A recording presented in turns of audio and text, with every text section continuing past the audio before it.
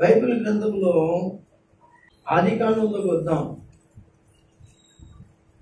9వ అధ్యాయాన్ని తెరిచి మొదటి వచనాన్ని ఒకసారి చదవండి.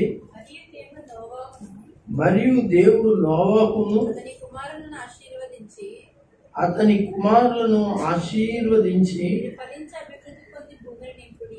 మీరు ఫలించి అభివృద్ధి పొంది భూమిని నింపుడి.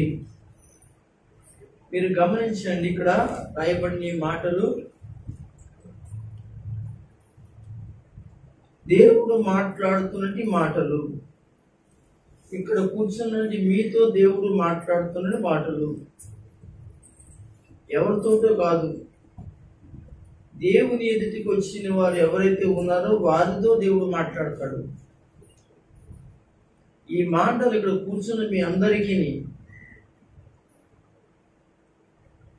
నోవాహు అతని కుమారులను గురించి మాట్లాడుతూ,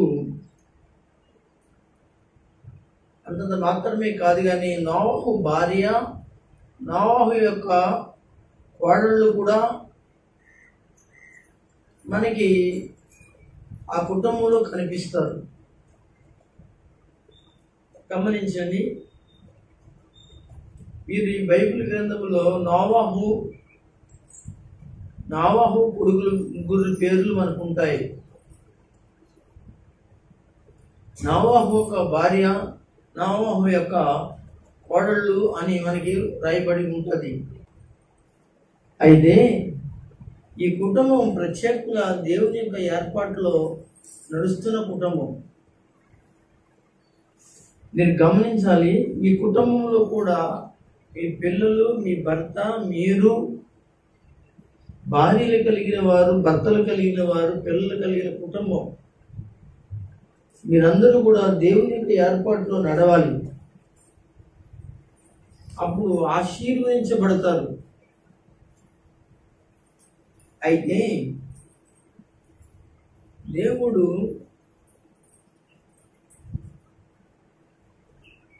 ఇందాక మాట్లాడిన మాటలో ఏముంది అని అంటే, నీ దేవుడైన యెహోవా నిన్ను ఆశీర్వదించాలంటే, నువ్వు స్వాధీనపరుచుకునే దేశంలోనికి నువ్వు ప్రవేశించినప్పుడు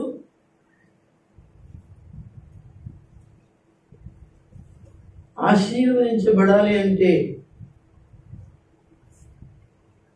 ఏం చేయాలి అనే విషయాన్ని మనం మాట్లాడుకుని వాక్యంలోకి వెళ్ళాం. ఏం చేయాలి అనే విషయాన్ని గురించి మనము గత వారంలో నోవాహు ఏం చేశాడో ఒకసారి జ్ఞాపకం చేస్తాను నేను. నీతిమంతుడై ఉన్నాడు, అందుకే ఆశీర్వదించబడ్డాడు. రెండోది, నిందారహితుడై ఉన్నాడు, అందుకే ఆశీర్వదించబడ్డాడు. మూడవదిగా, దేవునితో నడిచాడు, అందుకే ఆశీర్వదించబడ్డాడు. నాలుగవదిగా, దేవుడు ఆజ్ఞాపించిన ప్రకారం యావస్తును చేశాడు అన్నమాట. వాక్య ప్రకారంగా నడిచాడు, చేశాడు. అందుకే అతడు ఒక్కడే కాదు కానీ తన భార్య,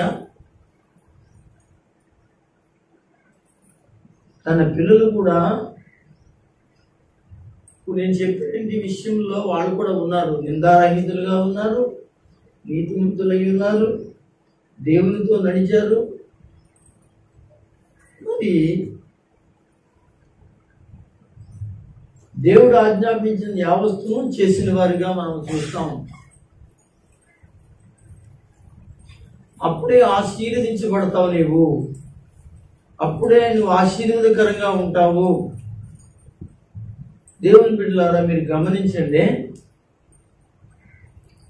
నీకు ఆశీర్వాదం కావాలని ఎంత ఆసక్తితో నువ్వు ప్రార్థన చేస్తున్నావో, దేవుని ఎదుటికి వస్తున్నావో, కానీ నువ్వు చేయవలసింది నువ్వు చేయకపోతే నీకు ఆశీర్వాదం రాదు.